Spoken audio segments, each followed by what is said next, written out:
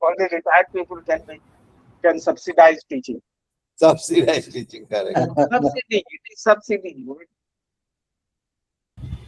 They so don't I think understand. we can start. So over to you, Professor Bhagat. We can start the session. Okay, okay, we can start then. Okay. Yeah. So, good afternoon to all of you, and very warm welcome to commemorating World Population Day today. And we are celebrating, as you know, World Population Day every year on 11th July since 1990. And it is also time to remember Professor K.C. Zakaria because he was instrumental in initiating this occasion in 1987 when he was in the World Bank. So, and Sir Zakaria was also the founder chairperson of IIMAD. So, my tribute to him.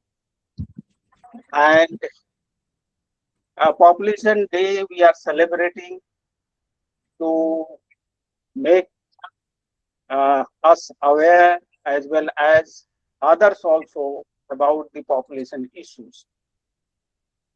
So as you know that population is not simply an issue of size, no longer an issue of size, but there are other issues very, very important, and that is, I think, composition of population and distribution of population. So in the composition, we have age composition is very, very important as population is aging, life expectancy is rising, fertility has been declining. And related with this is the distribution of population. And distribution is triggered by migration and urbanization. So all these processes are related, all these components are related, and we try to capture in demographic transition. But demographic transition is not a single process. It's not just simply a fertility transition. But sometimes we overemphasize fertility transition. We need to see fertility transition in relation to mortality and health transition, in relation to mobility and migration transition, and actually what happens to our space and place, that is urban transition. And these all related with the processes, when the processes started, what is the level, what is the magnitude of change, resulting into very variety of disparities. And so health disparities, economic disparities, social disparities, and in terms of disparities, in terms of inequality, there are certain conceptual differences between the two. But inequality becomes, disparities and inequality becomes a very, very important component in the study of demography. And ultimately, all sorts of disparities are converging into regional disparities. Because people live in places, people live in certain areas, and people cannot be separated from area, places, regions. And that is how sometimes we neglect, we don't try to see people in relation to places, spaces, in terms of knowing what is happens to our region where we live, including nation as a region also. And the disparity can be international, where the nation states becomes the unit of study. So regional disparity, where all sorts of disparities converge together, if you want to see it. So today we have uh, very leading scholar, very reputed scholar, demographer, not only demographer in statistical sense, but Professor Mishra has been very excellent researcher and scholar in development studies as well. So he's going to talk about some of the aspects what I just said.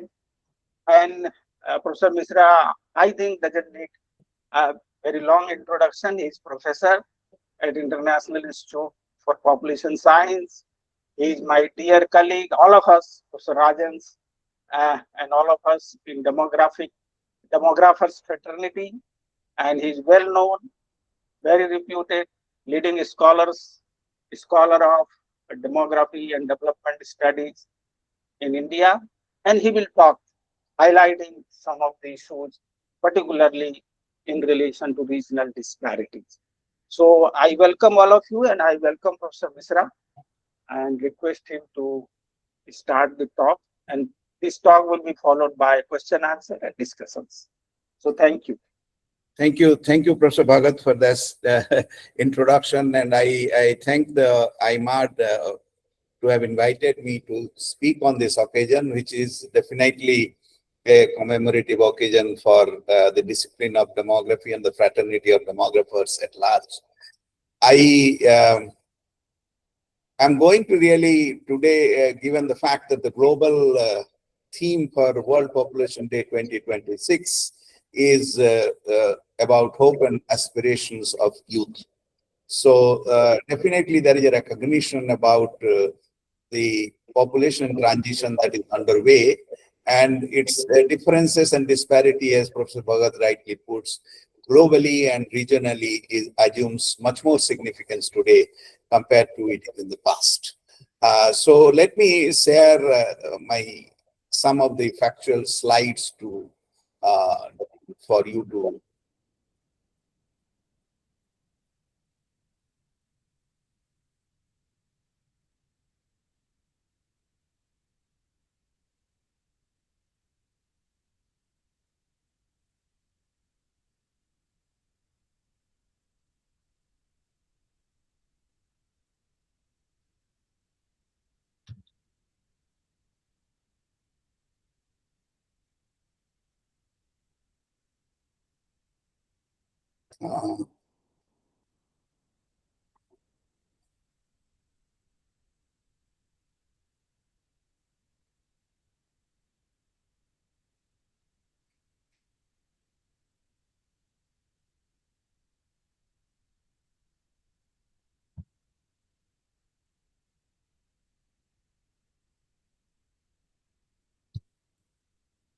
There is still a kind of a glitch here. Kevin, you have the PowerPoint. Can you play it? Because it doesn't move. That's the problem with. Yeah? Sir, I don't have the PowerPoint. Info has received the PPT. Just check info@imad.org. Okay, just a minute. Sorry. Yeah, please do that. So by the time he can get it, because it is actually given to them long time. Yes. Literally, what I am going to speak today on this occasion is India's demographic crossroads. And the themes that I am trying to emphasize is the prevailing anxiety of falling fertility, which is very much taken fast, rapid spread of everybody's engagement with falling fertility from different kind of connotations, not really from population connotation alone, but also from societal, from political, from economic, many other implications. People are talking about falling fertility levels and its implications. Then the next thing is that, keeping with the theme of the World Population Day 2026, I'm also going to talk a little about the evolving technology and how will you guarantee the hopes and aspiration of the young, which we say otherwise in demographic terms as dividends. So that said, I also want to place India's position. India's position I want to place. Is it moving now? Can you check? Not moving. Yes, moving. So moving. please go to the next slide. Next slide, please. So my agenda of today's talk is this four-pointed one. In fact, one is low fertility. Low fertility is real, but I don't consider it's actually not a problem. Low fertility is like an evident and what is called inevitable implication of transition that happens in demography. There is also a regional dividend which is to be discussed. considering the low fertility situation, how is the demographic diversity of India is some completely different and not worrisome at all. Another thing is about population sustainability, which is an anxiety generated by the fact that can we have the population structure which will sustain. Some of the states are actually very much prematurely thinking, I would say, that they would reverse the fertility level, otherwise there will be a kind of a population sustainability. Then I will talk a little bit about technological interference in translating the so-called dividend count into the implication that is in terms of employment and the issues of skill and other things. Next, please. Yes, next slide, please.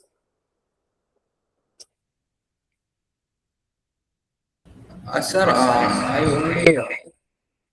Yes. I already moved to the next slide. I think you are already presenting your slide. Can you please close that?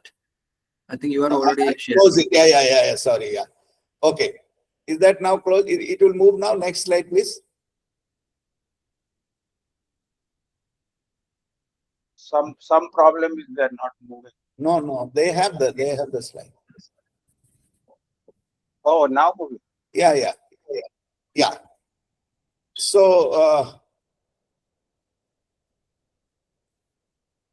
if you look at why this matter is actually discussed now, the so-called low fertility aspect today, and why it gained a sudden anxiety now and recently of late, for maybe 1 year or 1.5 years. The reason being that the NFHS trends of total fertility showed a kind of a trend which was very rapid decline in fertility. And I have here placed that there is a range of, like, for instance, 1 to 1.6, the lowest TFR states. There is a group of states. And you have highest TFR states, which is in the range of 2.2 to 2.7, which cannot be considered highest. But the current state informs us very different. Though the fertility levels become slow and a kind of a limited understanding of total fertility rate level, how much ever it is and how much we say about it to be replacement level and non-replacement level, we have 68% of working age population of 15 to 64. So this is something which we must engage rather than being pessimistic about the long-term future implication of shrinking workforce in India. So this graph that I have put actually shows that the states which are having lowest low fertility, like you have Sikkim with 1 TFR, and on the other end you have a Bihar TFR of 2.7, as noted by the most recent NFHS. Next slide, please. Yeah. So what I want to create a kind of a metaphor, I say that this is basically a demographic clock. And what does the demographic clock really means? Every economy goes through this demographic clock. In this demographic clock, we contrast 3 things. We contrast the child population, the working age population, and the old age population to see their pattern of trends and how does it really inform on the kind of window, on the kind of dependency that it is depicting. And this dividend, which we talk in terms of quantum dividend or numbers, in fact, we are much behind than other countries who have passed by this. But if you look at the years in which the kind of quantum we have at a level of percentage is definitely a kind of a promising one, if and only if we can translate it into fight the kind of premature anxieties we have about the population sustainability. Next, please. So this is what I say as low fertility or sub-replacement level of fertility. I inform the audience about the fact that this national TFR level, which is now 23-24, overall TFR level is 2.0 according to NFHS. In fact, if you go to SRS, maybe they will report even below 2. So this aggregate level is not going to have an immediate impact. Immediate when I say in the short run of 20 to 30 years time, because of the population momentum on one hand, and also the current existing structure that actually favors us in terms of a working age population share. So therefore, though it looks like we have transited from a period where we are talking about population explosion of high TFR up to 3 and 4 to a level of 2, it does not necessarily caution us in short run of 30 to 40 years that we will have a crisis in terms of having the working age population or the imbalance in the population structure to such an extent that that is unsustainable. Next, please. So what happens is that in low fertility, for population and economic policy perspective, what does low fertility has a bearing? Low fertility, definitely, it is an age compositional imbalance it creates. It creates a evidently visible implication on the share of the old age dependency going up because of the imbalance that it creates. Tightening the entry labor pools. For instance, because of the low fertility, the pool of births which has happened in the past, they actually enter the workforce. So our attention mostly should go to entry to workforce population, the number, the composition, the share of entry to workforce. And then there is also a catch up in the sense that the workforce composition itself independently to be evaluated as to how much of the population momentum and old high fertility is creating a challenge for us to have a working age population entry structure which is quite large, and to plan for them, to make better use of them, is the most ardent challenge in front of us today. Then worrying about why has fertility come down, how much will be the, and its implication in the total number of births is not going to be so soon a declining birth. Of course, recent newspaper says Kerala's births have declined, deaths have gone up and all that. That is only a typical case of Kerala. To repeat Kerala in Bihar, we might have to wait for 30 to 40 years, if at all the same trend continues. Next, please. So where India sits on this global clock, which I said demographic clock, if you compare it across nations. Now we have a total fertility rate below replacement 1.9 and 2, latest available figure. But if you compare them with the countries which have actually undergone past the transition phase or past their benefit stage of demographic dividend, they have, like South Korea having a TFR of 0.7 or China having a TFR of 1. If you look at India's position in relation to the indicator that I am considering here as median age of the age structure, you do not see that blatantly big difference. They have crossed the stage and they have a kind of a median age that the population half is at 38, 39 for USA and China, and South Korea and Japan much above mid-40s. So obviously, a population which is at 29 years as the median age is on the verge of making the most of it, provided there is a proper reading of what is this young population going to do, how is this young population going to contribute to the GDP. In fact, in recent times, I was also researching on life expectancy increase and its implication to GDP. In fact, I don't think that life expectancy increase should be seen in terms of the dependency and the social security burden that the state or the government will face, but also should be seen as life expectancy increase as an indicator of savings. In fact, you have the GDP in countries where life expectancies are very high, and the share of the savings in their GDP is great, quite large. So I do not think India's population or India's future elderly will not have substantial savings. Next, please. So I therefore name India's internal demographic divide as the two-speed India. The dividend is not national, it is regional. Because if you take the south and west, aging first belt, and north and east, this is called dividend rich belt. And there, I wanted to show something which is actually very important to note, is that if you have a TFR of NFHS 6, which reports for Tamil Nadu and Kerala is 1.6 to 1.8. You have in the north, the contrast is 2.2 to 2.7.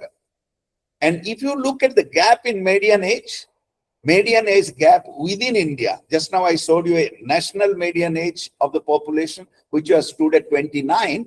But our own divide, if you look at between two regions, south and north, which exemplarily I want to just have this notation, south and north, to say it is 24 to 36 years. That means the gap is substantial and it has a potential to replacement, which is happening through mobility. And in the dividend phase, south is late or closing almost, whereas north is early and expanding. And in fact, the key risk factor when we actually plan for India with a central one prescription, that is national prescription, it will no more work. Our prescriptions themselves need to be completely regional divided. And that is to say that if you make the prescription for the south, where elder care and labor scarcity becomes the emerging concern, in the north it is jobs and skilling capacity that is the concern. Because the numbers come from there. Here you have a demand where actually you need to replace. Next, please. So when we talk about workforce shift, which is happening from the north to the south, which any common man feels it is happening, and it is indicated in many of the statistics that we see or read in newspapers. If you look at Uttar Pradesh, Bihar, Madhya Pradesh, and Rajasthan, the expanding dividend, which I say, is because of the kind of quantum million they have in terms of workforce in 15 to 59, and the mature dividend states, which are Gujarat, Maharashtra, Odisha, and West Bengal, you can look at, they have already mature dividend states. And when I put something for Maharashtra here, if you look at from 2026 to 2051, what will be the quantum? I'm not dealing even in the share. The number is abysmally high. And in the aging states, these numbers are even less than half. So obviously, the working force imbalance and also a long-term computation till 2051 tells that you will have UP with 132 million, Bihar with 111 million, and Tamil Nadu with 67.6 million. So imagine the growing pattern, the flattening pattern, and the kind of disparity in the quantum of workforce within our country regionally. So this is very important to note. And these numbers, despite the fact that they are projected numbers, I do not think in the absence of census also, we cannot gauge what is the kind of scenario, that the imbalance scenario that we are confronting today. Next, please. Yeah, so if you talk about share peaks and then turns, if you take share of the working age population of not the volume, but the share, then in the share itself, you see the four states which we are talking of surplus or the demographic dividend expanding states. In those states, those shares are all above 60%, even in 2051. That means expanding dividend. But the same story, the declining pattern has started in Maharashtra, Gujarat, Odisha, and West Bengal, where actually it is all below 60%. In fact, only the state of Gujarat has something like 60.8%. Otherwise, we can contrast this, that mature dividend states, expanding dividend states, and the aging states, which has to be really read with completely separate outlook.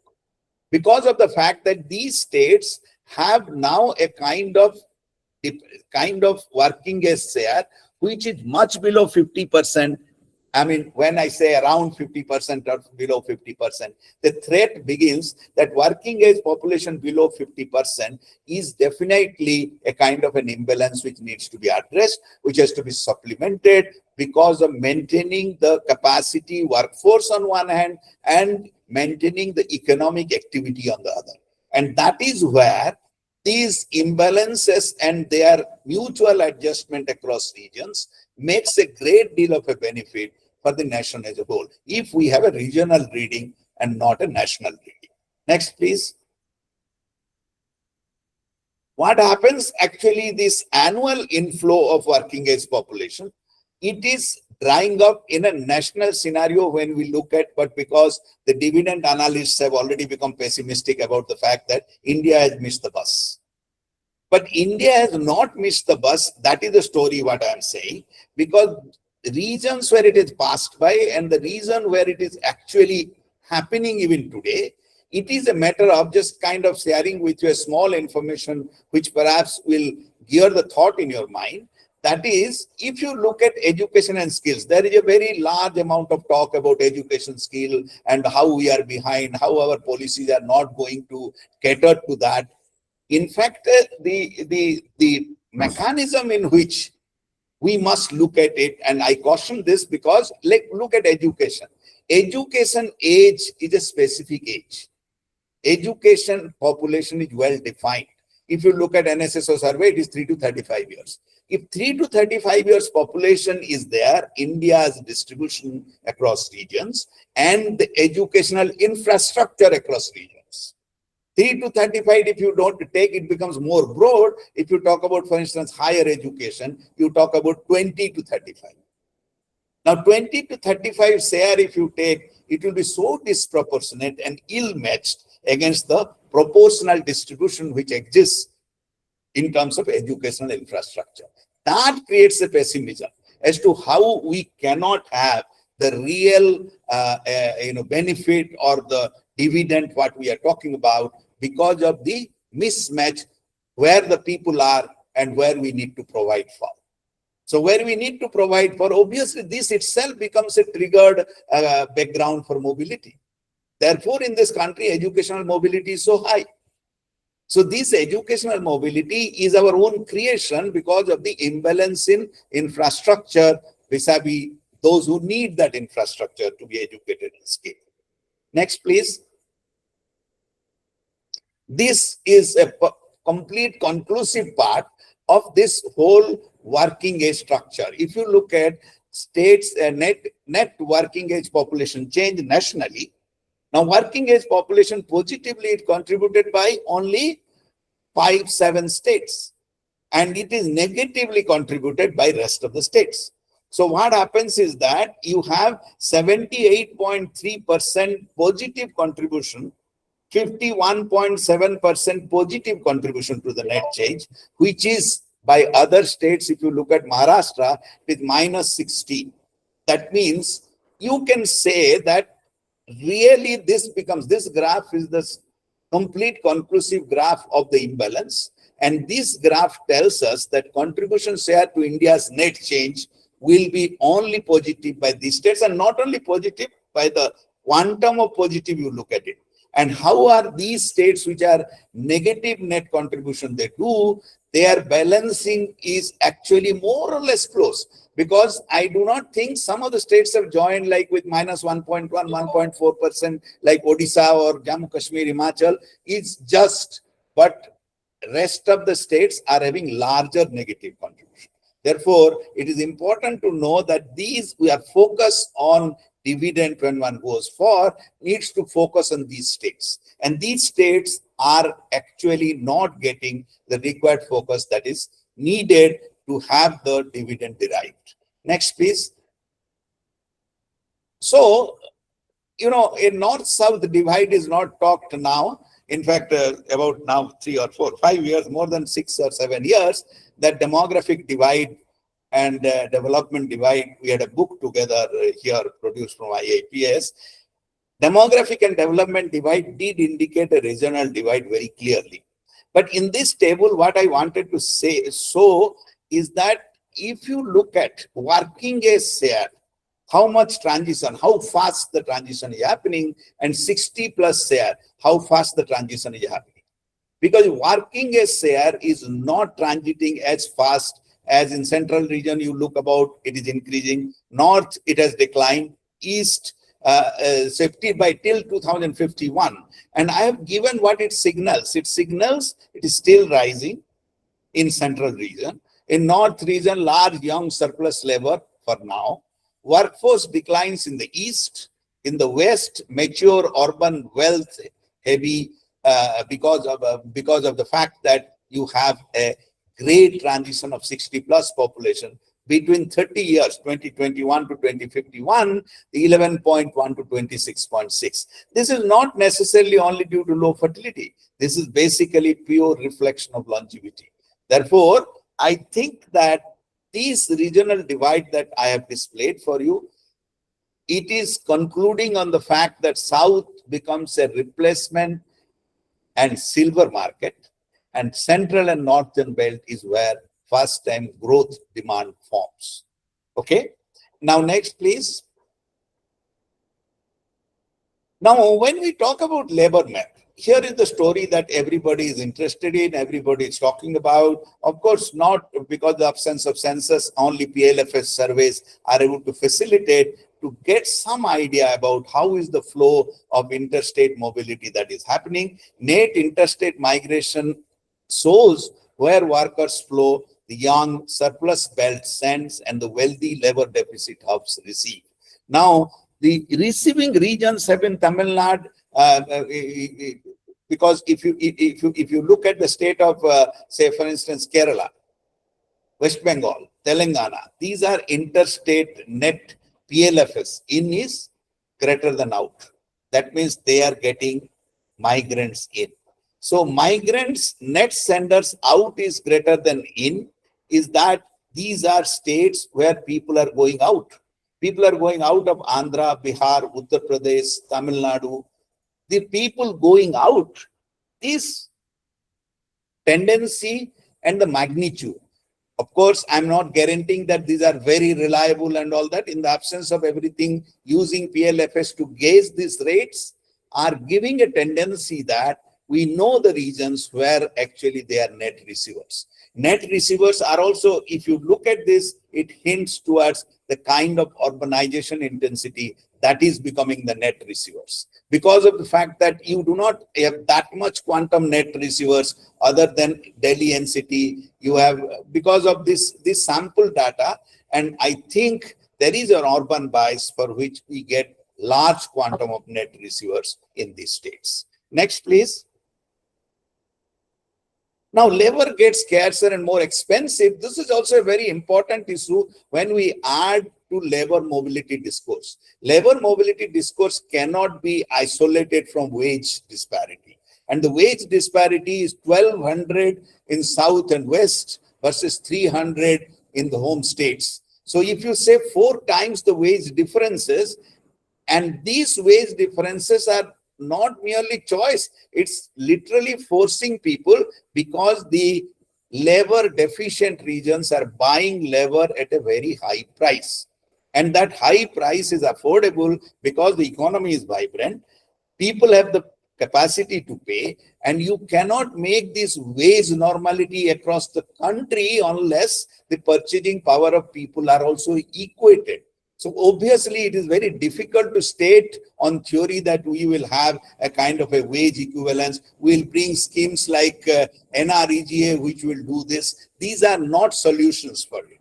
Solutions for it is capacity mounting in a level that aspirations for higher wages goes up, but higher wages has to be offered by somebody, no? So the higher wages cannot be offered unless people have the capacity to pay. And that is the reason this, I put it upfront because of the fact that it is a reality. It is a reality that we have a wage difference. And I have lived in Kerala. I know that how much of the consumption expenditure a labor earns from his total wage, daily wage, how much he spends. So surplus becomes a great incentive, which is drawing people. Labor gets scarcer and it becomes more expensive in the regions which are labor deficit regions. Next, please. Now, another anxiety is about population sustainability. Now, population sustainability to me, to anyone, does not show a threat. If you look at it, India's population trajectory of 2011 to 2100, I think even in projections, even in UN projections, 2061, that means imagine we are in 26, about 30 odd years, 30 plus years that we are reaching that plateau. And after that only, and at that plateau, Remember, it is talking about 1.7 billion. And today you have 1.4 billion. So 1.7 billion population in India and its composition, I in no way think that it will be, if I look at from a global lens in terms of population sustainability, what is more threatening is the kind of capacity that we generate. It is not the numbers. Numbers will ever remain in our advantage, and these numbers are compositionally also in our advantage. Therefore, when I say peak population to long run stabilization, India's stabilization of population will be perhaps also at a stage when India's advantage will be clean in favor, provided, this is an underscored line, that we do capacity that is required, and it is already late. And I think we should be conscious of the fact that these capacities have to be built in with the youth and the surplus labor that we have. Next, please. So what happens is, when we talk about sustainability of population, the anxiety which goes around everywhere, this sustainability has three dimensions. One is global sustainability of population. We know optimal carrying capacity of earth and all that, whatever natural resources we have, resource and carrying capacity is a fundamental part of it. That is actually addressed by saying we have renewable thing. We know nothing will happen. Those thoughts are not gaining currency. But the second part is health and human capital. Health and human capital is one part of sustainability, and institutional readiness is the one which actually will not create a threat as regards sustainability. In fact, in the second and third angularity that I'm exposing is health and human capital dimension is and should get greater emphasis, because of the fact that health and human capital will create the population sustainability beyond account and population readiness for future survival, because longevity proof, that means we are not even saying that longevity will not go beyond 90 or 100 years. We are saying it is going to go. But for that kind of a situation, what is required is that if you look at institutional readiness, you need pension reforms, you need elderly care infrastructure, you need scaling of the thing, you need to recognize a gray market, the silver dividend which we say, and also that market is not only thinking India in mind. In fact, we should capture that globally there will be a kind of a reform in the market structure of demand, where actually institutional readiness, if one wants to see, one wants to not see with the people and individual needs. If you look at families with two elderly, families, singular elderly. Now, elderly individual living just protection, financial protection, pension, or kind of things will not help. What is required is there are institutional mechanism evolving, community mechanism evolving, which will make this population sustainable. Otherwise, it will be a kind of a situation where we are knowing that we are going to have this. Familial transformation is understood by everybody, but if you look at the institutional response to familial transformation, is pretty list. It is the list. It is never thought out in our policy frontier or otherwise. Next, please. So India's future to me is clearly visible in one way, is that if you have 2021 share of population aged 65 plus, if you take, now 2021, and now we are giving to it, perhaps the greatest figure and the noble figure will come in 2027, that India looks reasonably younger. That means we have enough and more quarter to learn from how will we sustain our graying and growing old population. That is one thing. Second thing is that to sustain from the perspective of productivity, from the perspective of GDP, from the perspective of economic growth, there is no threat unless we fail ourselves. That is the only story. If we fail ourselves, nobody can help us. But India's future, if I say in one line, in terms of population sustainability, is grand. It is not at all showing any pessimism if I see this from a global lens. But if I see this from a local lens, that is within India, we need to do a lot more than what is happening. Next, please. The fastest growing market is mostly ignored. If you look at what I mean by market, 60 plus population is the underserved market. You have healthcare, you have senior living, you have assistive technology and retirement finance. These are the four dimensions of emerging market, which is for the population of 10.5% to 20.8% in 2050 in India. It will have a kind of a strong silver economy. And I think these markets need to be pronounced. These market needs to be owned, public and private both. And I think that is what will make the economy vibrant, not thinking of an economy that we have consumers. The consumption capital is India. No, that's not the three. What kind of consumption? Because healthcare consumption is going to, according to the statistics, according to the evolving strategies that healthcare reports come from global agencies, it is 3 times more within 3 decades. So decadally, it will square up. So given this kind of a thing, the aging situation should be considered as an opportunity, not as a threat. Next. This is the last point that I wanted to talk about, is the automation, which is actually also a kind of a premature scare which is going around as to whether AI will take away jobs, mechanization will take away jobs.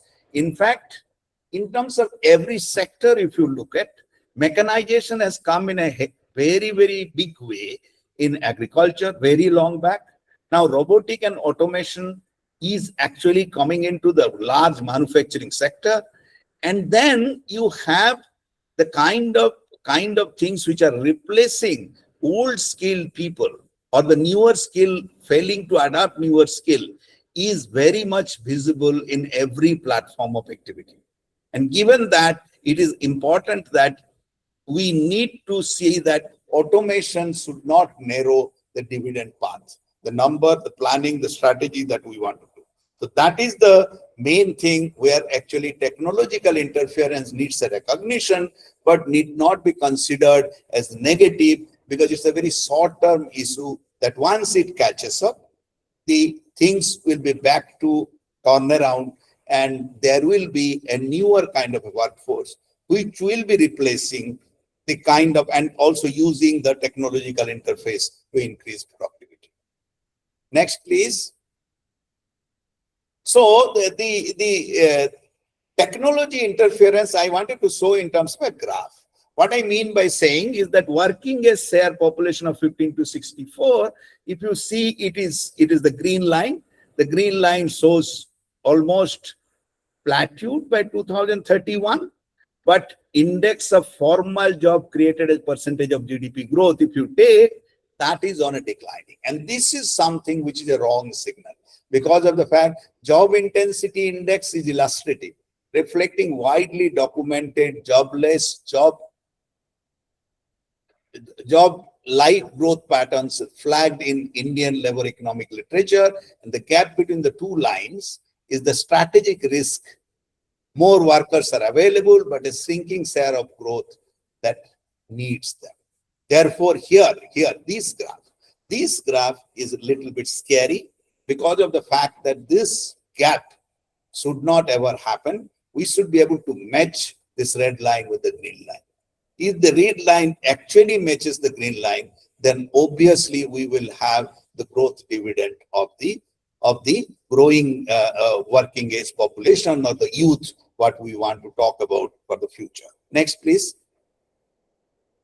So this is a common slogan: 6 million jobs, new jobs a year, just to stand still. State-wise annual job requirement of 15 to 59 in India has been mapped here, and you know that exactly mature dividend states are having more number of people. Annual job requirement tracking, new working age entrants, gross demand falls steadily. The net figure shows the same belt carrying the load before it, and turns negative after 2046. So this is a trend by which it is very clear that unless otherwise a very systematic push is made towards this new jobs of 6 million, then obviously the unemployment burden and the burden of workforce will come on us. Next, please. So what this means for India, the demographic clock, read as economic policy blueprint, act before 2031, the first prescription. Follow the youth, follow the young, north and center. Second prescription, plan for costlier, scarer labor, because labor will be scarer and also costlier. Unlock women and skills. Prepare the older consumer. That means the consumer market which we are talking of will be having a disproportionate number of aging consumers. Therefore, the consumer market needs a relook, a reset, and redefinition. That is what is the demographic clock of India today suggests. And its economic blueprint I have put in front of you in 5 points that what we can do to make the most of it. Next, please. So strategic implication for social and economic outcomes. Locate labor where the cohort still is. Treat automation as a skilling mandate. Automation has to go into the skilling mandate. Plan for early aging in the South, because track state level, not national indicators. Therefore, this is something which has to get into the heads of everyone, not to analyze India's population focus, India's population dynamics, without recognizing its internal divide, regional divide, as well as knowing well that where the numbers are coming from and where the numbers are challenging to us as dependent, as what is called adverse. These kind of notion has to go if we make the prescriptions that I put in the earlier slides as to what we should go about doing. Next, please. So ultimately, the conclusion of India's dividend is real. It is narrowing. It is unevenly distributed. The next decade decides how much of it is captured. The next decade is actually a very important decade because of the fact that fertility has declined is not a threat. Automation is shrinking the runway. So obviously one has to be conscious of the fact that how we actually confront automation. How do we confront technology, evolving technology? Geography is destiny within India. The South and the West are aging while the North and East still hold the open window. Strategy, hiring and investment must be calibrated state by state and not nationally. Sustainability requires acting now. Health, skilling and elder care infrastructure must be built ahead of the curve, already visible in census, SRS and NFHS data. Not after it arrives, but as we are aware of the trend. So bottom line is that India has roughly 2 decades to convert demographic scale into economic strength before aging, automation and regional divergence close the window. The boardroom decision is where and how fast to act. So thank you very much for this patient hearing. I hope I have shared some of the evidences, some of the concerns, and given an optimistic outlook to India's demographic clock ticking, but ticking not as fast as globe demographic clock is ticking. The same clock that measures India's population is read carefully, a map of its demand, its labor, and its consumer of tomorrow. This is what I could do in a very short while. And I think I've given you more of information to think about, and I would very much love to receive some of your observation on this. Thank you very much.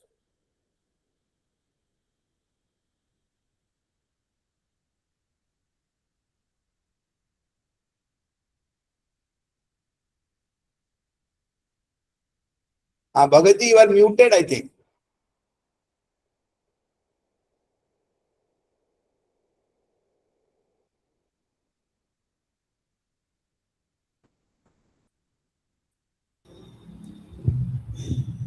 Yeah. Am I audible now? Yeah. Sure. Okay. So thank you, Professor Mishra, for an excellent talk. And I agree with you for a very objective analysis of demographic scenario existing at a regional level and what is going to happen in future. And you are right that for next 30, 40 years or 50 years, there may not be any threat at the all India level, but of course there are regional challenges. And regional challenges are also this demographic transition or aging of the population is also provides new.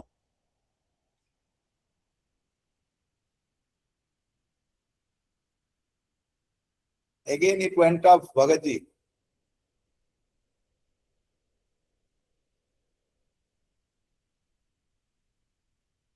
My mic is switching from one mode to another. It goes and comes. Something. So now it's audible. Yeah. Okay.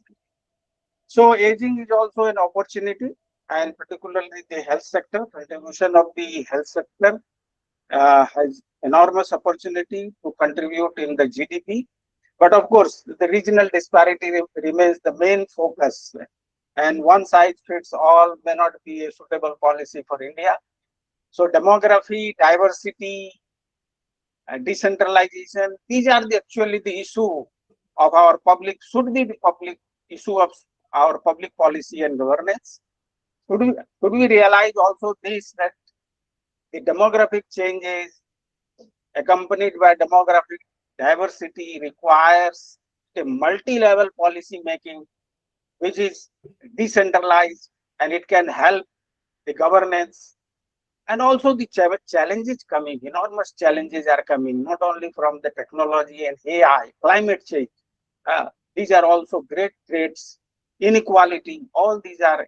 So national level thinking, of course, some policy guidelines in a broad framework, that may be good. But then when we coming to the regional level, local level, I think a lot of policy changes, not understanding it. So I appreciate your talk, and we have a good gathering, good number of people here, and I welcome them to ask question, make some short comment. We have still some time. We can devote 20-25 minutes time. We'll close by 4:30 or so. Is it okay from Yeah. the organizer side? If we close by 4:30, Kevin is there? Yes, it's totally all right. Okay, We okay. can. So let us have some comments, question, uh, and Professor Mishra is going to reply. Uh, and some discussions would always happen. So any of you want to comment or ask question, please go ahead.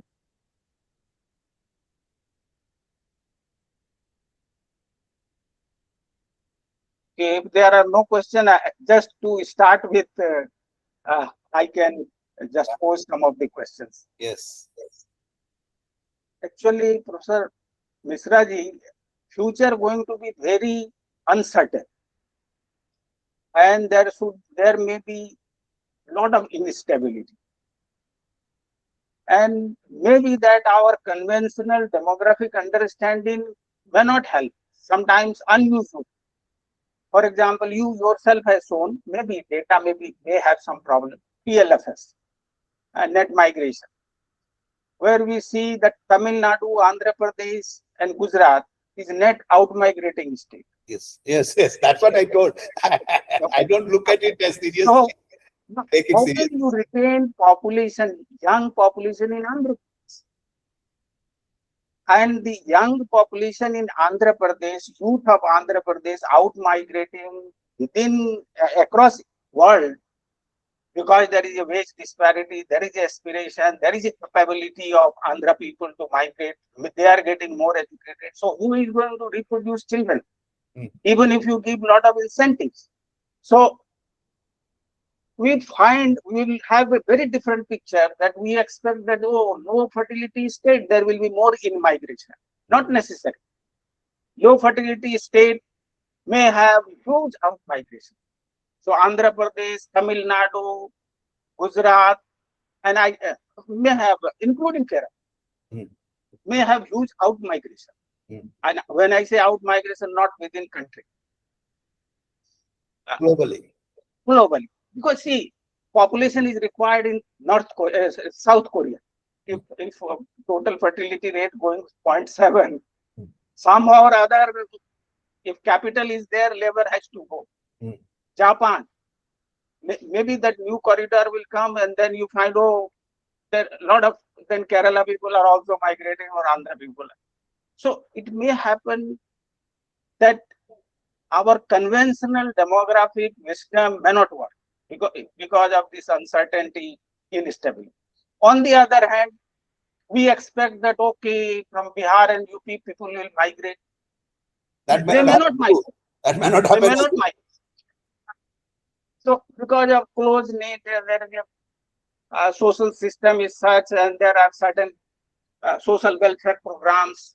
You know, the state is coming before them to help, and minimum level of things are provided. So if the wages, if they don't get such a high level of wages and salary elsewhere with social security, there can be these many challenges. So this though, I just started to No, open. no, I fully agree with you that there is an out-of-box thinking needed because of the fact that as we assume on principled or theoretical grounding that this is the pattern that should emerge, it may not emerge for a very simple reason. The reason being, as you just now told, that it does not necessarily mean that Bihar migrants will be migrating. If you look at it, not taking surplus labor or not talking of the wage disparity that exists. In fact, Bihar is one state where is the opportunity to be within the state if you migrate because your urbanization levels are so low. Now, if government makes a strategy that we want to match the urbanization level, and if you make any statistical analysis, the urbanization level of the states themselves are governing the fact that why they are able to have good number of in-migrants. Essentially, it is not migration to, well, we know rural area migration exists, but migration trigger. And when we look at from wage lens, the capacity to pay that I say, it is happening only in that space. So obviously, if you say interstate, they need not necessarily come to Tamil Nadu, which you are assuming now that this flow which you are observing today is a very long-term flow. No, I do not buy that argument. Why I say Yes, is that yes, it will one day saturate. It will yes, one day saturate. And in fact, that should be plan B. That should be plan B that these low fertility states, as you rightly say, there can be out migrating also. yes, And they have to be, there has to be rational and comparative thing in terms of, we are talking of wage differential here. Look at now, because of the global thing, wage differentials across world is taking a different shape if you take in real wage terms. right. So that is, So I agree with you, yes, out of box thinking required. It's not. yes, yes. So let's have some comments. Any of you, please go ahead. Somebody has raised his hand. Okay, go ahead.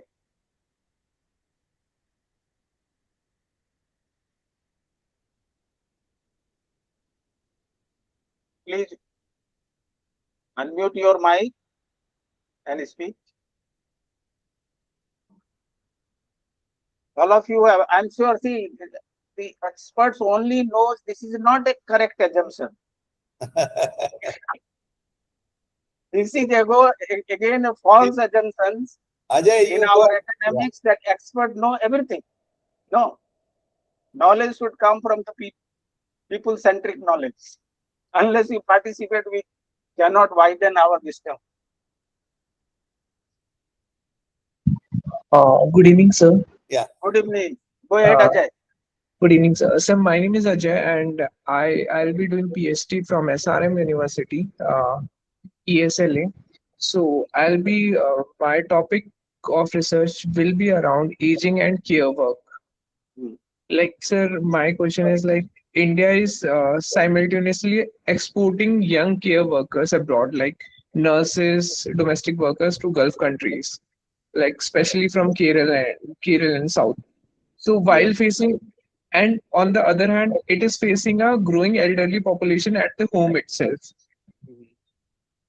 So, Right. sir, uh, how this country's demographic dividend strategy is built that is hollowing out its own future care capacity. So how do you see it, and what can be a solution that we can stop the this outgoing migration of the nurses and domestic workers? Those are needed for our country more than like.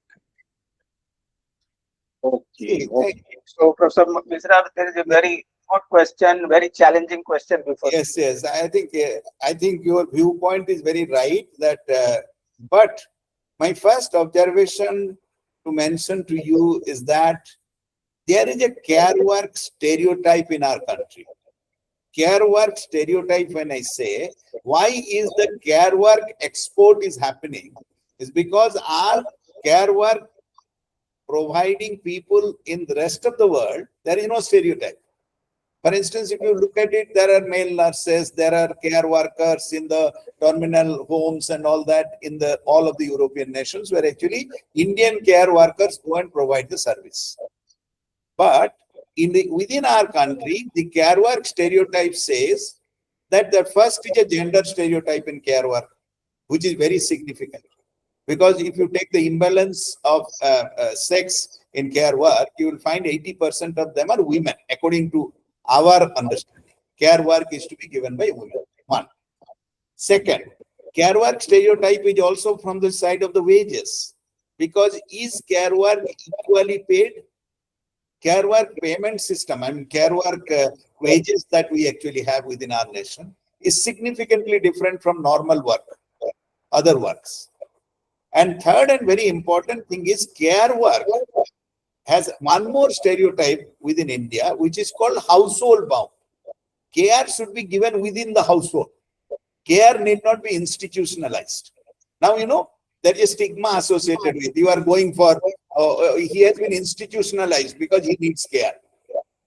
Now, these three kind of stereotype, unless contested or unless reformed, care work export will always happen. Care work export will happen because the stereotype doesn't exist outside. It becomes like any other work. In fact, there are qualified people who have gone for education to the West. And when they do not get a job, they join care work. In fact, to talk to people, you are paid. Mental health concerns that people are lonely. If you can talk to them, you are paid. So we are not very far, but we are not actually recognizing that care. So when you are working, you told you are going to do a PhD, and care work literature is built around a very wide spectrum of things, which is not merely to do with aging population, therefore care work or care market, care work market. But care work, its diagnosis has to be done from when you do it in India, it has to be done keeping this lens of stereotype in your head.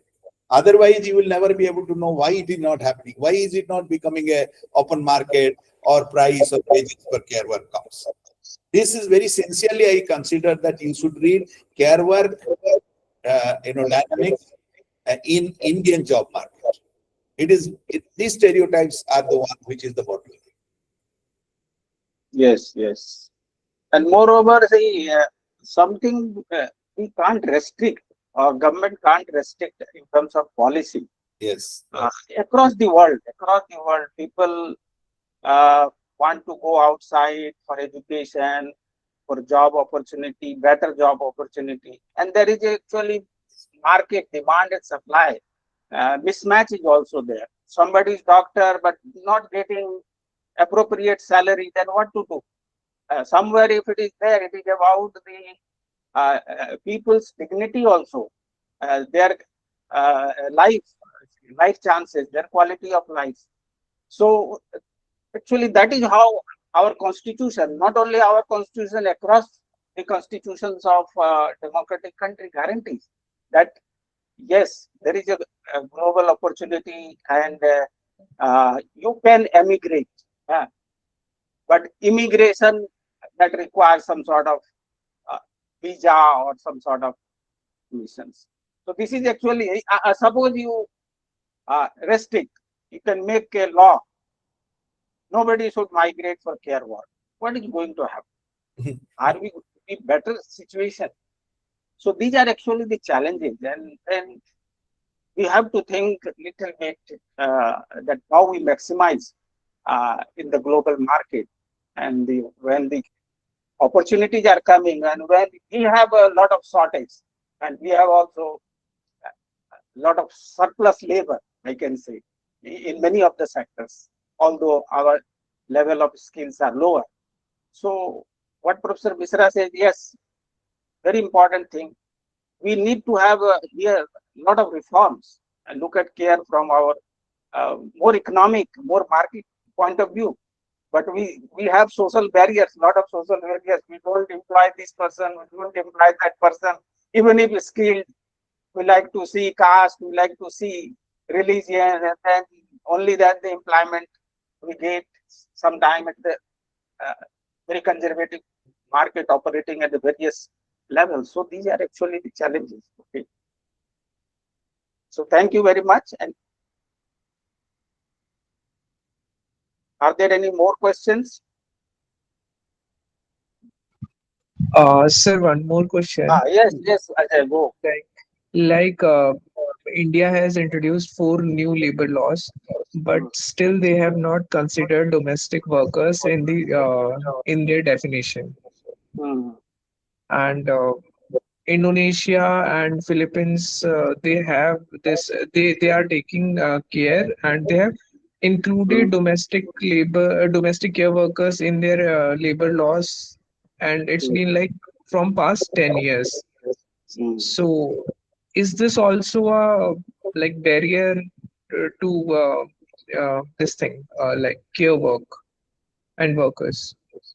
Yeah. Yes, yes. I think you see you are raising a concern about domestic work and care work being segmented within domestic work. I will tell you that umpteen set of laws will not do it. What happens is that legal implications or making it legalized, not only thinking from the perspective of domestic work and domestic work payment, domestic work contracts, you can bring it as a law. Literally, the the the work exchange between the employer and the employee when it comes to work, the thing which is defeating all the purpose is basically informality. The problem is that domestic work is still remains at a large informal sphere. Domestic work contracts to get it legalized, you need institutions. You need institutions which will actually protect, regulate, implement. Is that right? Now, if we do not have those institutions properly in place, those institutions which are credible and backed by the state, that does not mean that I'm telling domestic work should be unionized. I'm not talking of that. I'm talking as long as it remains in the informal space.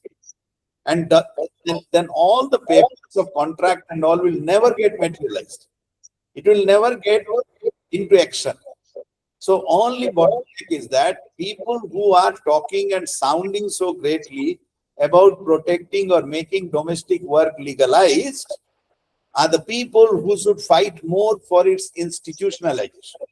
Which is the institution which will actually do this job? Individuals cannot do it as long as the entire contract remains in an informal space.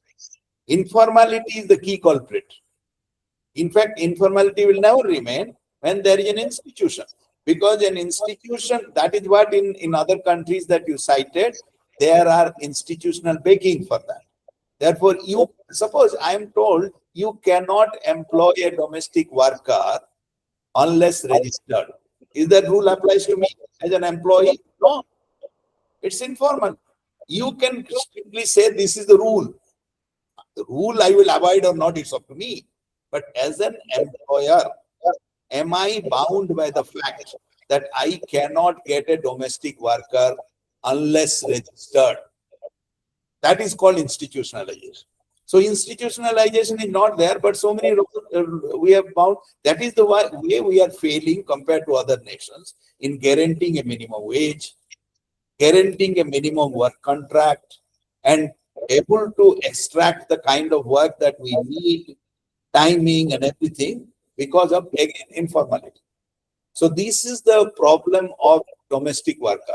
And it will happen for care work as well, because as Bhagat rightly says, care worker has to do care work in a setting. It can be a clinical setting, it can be an institutional setting, it can be a home setting. And majority of that will be in the home setting. So in home setting, care worker who works, how is he regulated? He or she regulated? Or how is he accounted? Unless there is institutionalization, again it becomes informal. And as Professor Bhagat said, we cannot have caste, religion, these, that, many of the things will get into this equation.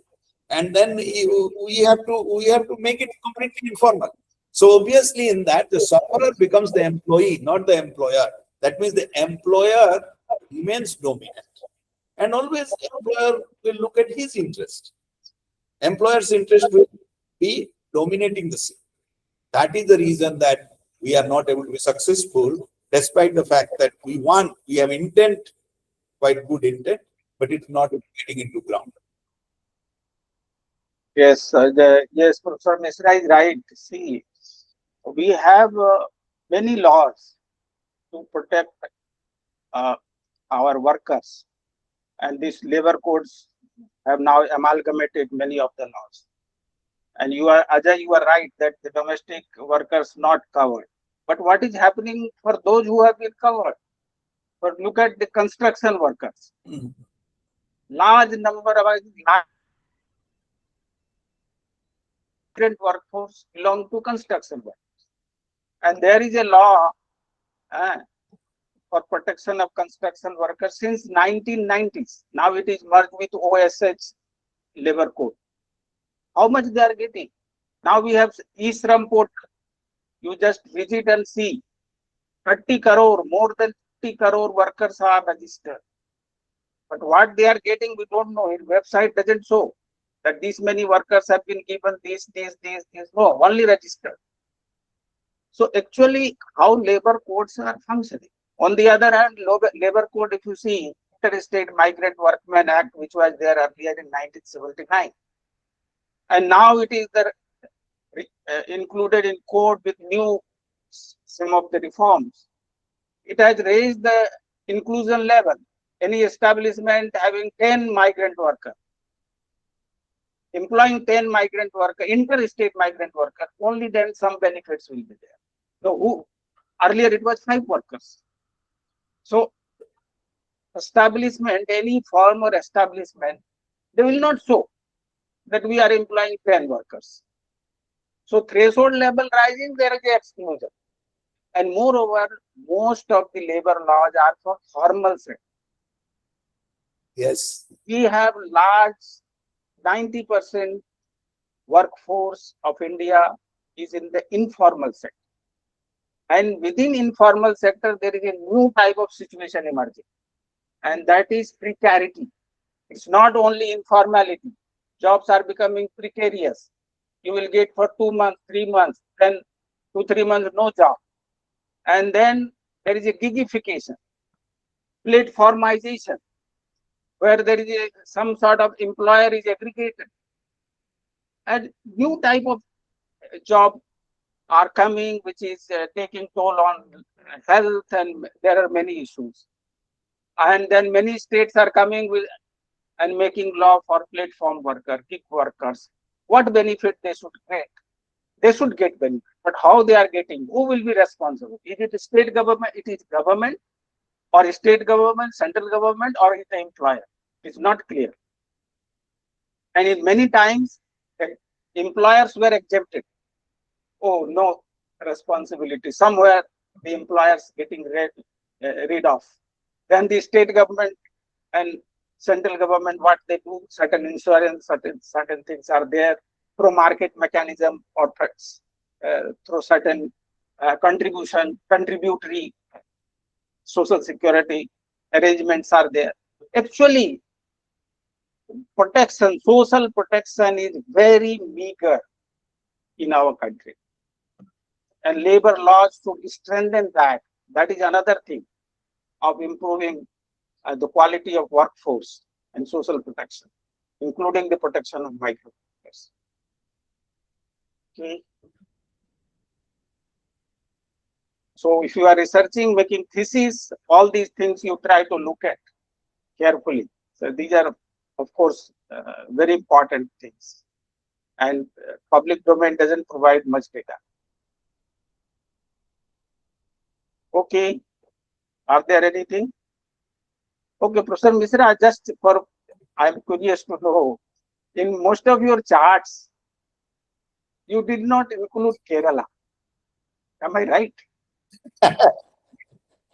So I was wondering, you were that was from, that was intentional actually, because if I want to tell the national story, it becomes so distinct now that it will distort many of the things. So it was intentional. It was not that I. okay, okay. So I thought if somewhere you are mentioning South, but Kerala is not there in your.